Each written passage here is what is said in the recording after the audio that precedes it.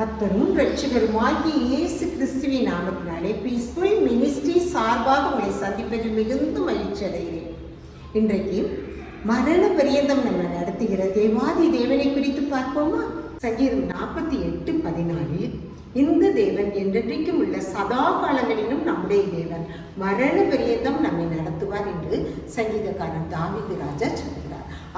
நம்முடைய தேவன் நம்முடைய மரண பரியந்தமும் அவருடைய வலது கரத்தினால் நம்மை பிடித்து நடத்தி செல்கிற தகப்பனாக காணப்படுகிறார். அவ்வாறாக அவர் காணப்படும் பொழுது நாம் எதை குறித்தும் பயப்பட வேண்டிய அவசியமே இல்லை. இந்த பூமியிலே நமக்கு கொடுக்கப்பட்டிருக்கிற நாட்கள் மிகவும் கொஞ்சம்தான்.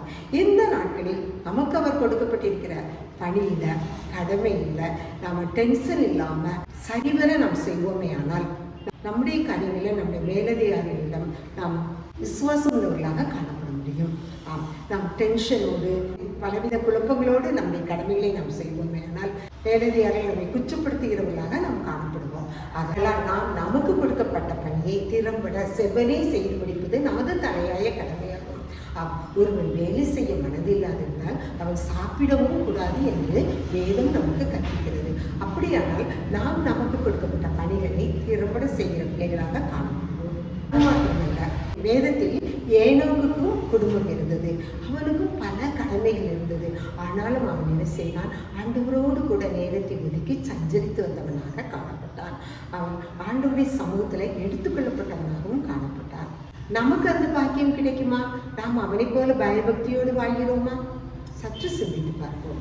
3 நேரமும் சாப்பிடுவதற்கும் நாம் வசதியாக வாழ்வதற்கும் தானே நாம் வேலை செய்கிறோம். அதற்கு பலன் யார் தருகிறார்? நம்முடைய தேவாதி தேவன் நமக்கு பலன் கொடுக்கிற தகப்பனாக காணப்படுகிறார். அப்படிப்பட்ட தேவாதி தேவனை நாம் மறவாது அவருடைய வேதத்தை வாசித்து தியானித்து அவருடைய சமூகத்துல நம்ம காத்திருந்து நம்ம ஜெபிக்கிற பிள்ளைகளாக காணப்பட்டு நம்முடைய ஒவ்வொரு கடமைகளையும் நாம் செய்வோமே ஆனால் அவர் எக்காலத்திலும் நம்மை கரம் பிடித்து நடத்துகிற தகப்பனாக, நம்முடைய வாழ்விலே நம்மை உயர்த்துகிற தகப்பனாகவும் அவர் காணப்படுகிறார். நாம் அவருக்கு என்று நம்முடைய நேரத்தை செலவழித்தால் மாத்திரமே அவர் நம்மீது கரிசனை உள்ளவராக நம்மை வலதுகரம் பிடித்து நடத்துகிற தகப்பனாகவும் காணப்படுவார்.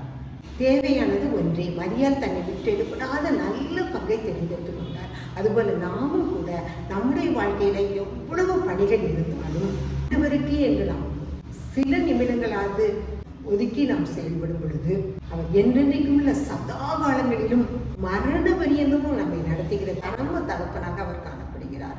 பூமியிலே அக்கிரமம் பெருகி இருந்த அந்த நாட்களிலே தேவன் நோவாவை பார்த்து நீ ஒரு வேலையை செய் என்று கட்டளையிட்ட பொழுது அவன் என்ன செய்தான்?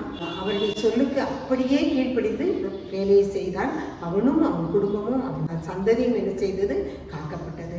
அதுபோல நாமும் அவருடைய சத்தத்துக்கு கீழ்ப்படிந்து நாம் நடப்போமே ஆனால் நம்முடைய குடும்பமும் நம்முடைய சந்ததியும் நம்முடைய சந்தானமும் ஆசீர்வதிக்கப்படும். நீ என்னை மறந்தால் நான் உன் பிள்ளைகளை மறந்து விடுவேன் என்று வேதம் நமக்கு கற்பிக்கிறது.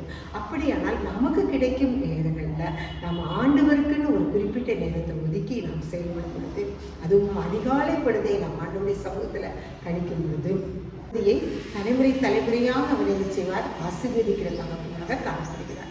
அதனால் நாம் அவருடைய சத்தத்துக்கு கீழ்ப்படிவோம். எத்தனை பிள்ளைகள் பெற்றெடுத்து நாம் வாழ்ந்தாலும் கடைசி நம்முடைய வயோதிக நாட்களில் நாம் தனிமையாக தான் வாழ வேண்டிய சூழ்நிலை அநேக இடத்துல நம்ம பார்த்துருக்கிறோம்.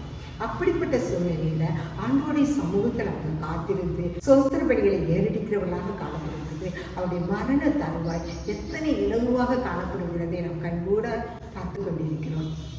ஆண்டவரை தேடியவர்களுக்கு ஒரு குறைவும் இல்லை என்பதை நாம் வாழ்க்கையிலும் கண்டு கொண்டிருக்கிறோம். மலைகள் விலகினாலும் பர்வதங்கள் நிலை பெய்தாலும் என் கிருபை உன்னை விட்டு விலகாமலும் இருக்கும் என்று சொன்ன நம்முடைய தேவன் நம்மோடு இருக்கும் பொழுது மலைகள் விலகுமா? பர்வதங்கள் நிலை பெயருமா? முடியாத காரியம். ஆனால் ஆண்டவர் மலைகள் விலகினாலும் பர்வதங்கள் நிலை பெயர்ந்தாலும் என்னுடைய கிருபை உன்னை விட்டு விலகவே விலகாது என்று சொல்லுகிறார். அதிசயங்களையும் அற்புதங்களையும் செய்கிற நம்முடைய தகப்பன் மாம்சமான யாவருக்கும் என்னாலே செய்யக்கூடாத அதிசயமான காரியம் ஒன்றுண்டோ என்று அவர் சொல்லுகிற போது அவருடைய வார்த்தையை நாம் விசுவாசித்து அவருடைய வார்த்தைகளுக்கு நாம் கீழ்ப்படிந்து நடக்கும் பொழுது நம்முடைய மரண பரியந்தமும் நம்மை நடத்துகிற தகப்பனாக நம்முடைய தேவன் காணப்படுகிறார். அவர் வாக்கு மாறாதவர், நித்தமும் நம்மை நடத்துகிறவர். என் துதியை வேறொருவருக்கும் கொடேன் என்று சொன்ன நம்முடைய தேவாதி தேவனுக்கு நாம் சோஸ்திர பணிகளை ஏறெடுத்து துதிகளின் மத்தியில் வாசம் செய்யும் அவரை நாம் புகழ்ந்து போற்றுவோமையாயின் தினமும் நம்மை மாத்திரமல்ல நம்முடைய பிள்ளைகளையும் கடமைத்து நடத்துகிற தகப்பனாக ஏந்துவேன் சுமப்பேன் தப்புவிப்பேன் என்று சொன்னவர் நம்முடைய வாழ்க்கையில் உள்ள எல்லா காரியங்களிலும் நம்மை ஏந்தி சுமந்து தப்புவிக்கிற தகப்பனாக காணப்படுகிறபடியால் நித்தமும் நம்மை நடத்துகிற தகப்பனாக இருக்கிறபடியால் நாம் எல்லாவற்றிற்கும் அவருக்கு சோசம் செலுத்துகிற பிள்ளைகளாக காணப்படுவோம். எந்த சூழ்நிலையாக இருந்தாலும் நம்முடைய மனப்பாரத்தை வேறு ஒருவரிடமும் நாம் பகிர்ந்து கொள்ளாதலாம். நம்முடைய பரம தகப்பனிடம் நாம் சொல்கிற பிள்ளைகளாக காணப்பட்டால் நம்முடைய சூழ்நிலைகள் எல்லாம் மாறிவிடும். என் மீட்பர் உயிரோடு இருக்கிறார், அவர் எனக்காக யாவையும் செய்து முடிப்பார் என்று நாம் வாங்கினால் அறிக்கை இருந்தது. நம்முடைய வாழ்க்கை முழுவதும் அவர் முன்பாக நடந்து சென்று பாதைகளை செவ்வைப்படுத்துகிறவராக காணப்படுகிறார். அப்படிப்பட்ட தெய்வத்தை பெற்றுக்கொள்ள நாம் எப்பொழுதும் பாக்கியமாங்கள். இந்த தேவன் என்றைக்கும் உள்ள சதா காலங்களிலும் நம்முடைய தேவன் மரண பரியந்தம் நம்மை நடத்துவார். நாம் கர்த்ததாமே இந்த வார்த்தைகளை ஆசீர்வதிப்பார்கள். ஜெபம். எங்களை அளவில்லாமல் நேசிக்கிற அருமையான தகப்பனே நன்றியோடு துதிக்கிறோம்ப்பா. என்று நேற்று இன்றும் என்றும் மாறாத எங்கள் தகப்பன் எங்களோடு கூட இருந்த என்னுடைய வலது கரத்தினால் எங்களை பிடித்து நடத்துகிறவரே முக்கு கொடா கோடி சுத்திரம்ப்பா. மரண பரியந்தம் எங்களை நடத்துகிற தகப்பனாக நீதி இருக்கிறபடியா நாங்கள் எதை குறித்தும் பயப்படவில்லை ராஜா. உடைய கருத்தில் எங்கள் வாழ்க்கையை அர்ப்பணிக்கிறோம்ப்பா. இன்று திருமண நாள், பிறந்த நாள் காணும் ஒவ்வொருவரையும் நீ பேர் பேராக ஆசீர்வதியும். விசேஷமாக இந்த செய்தியை கேட்டுக்கொண்டிருக்கிற ஒவ்வொருவரையும் நீ பேர் பேராக ஆசீர்வதியும். வழி நடத்தும். இப்படி பாதத்தை தாண்டி ஒப்பு கட்டுகிறோம். நீரே பொறுப்படுத்திக்கணும். வழி நடத்தும். இயேசுவின் மூலம் நல்ல பிதாவே. ஆமென் ஆமென்.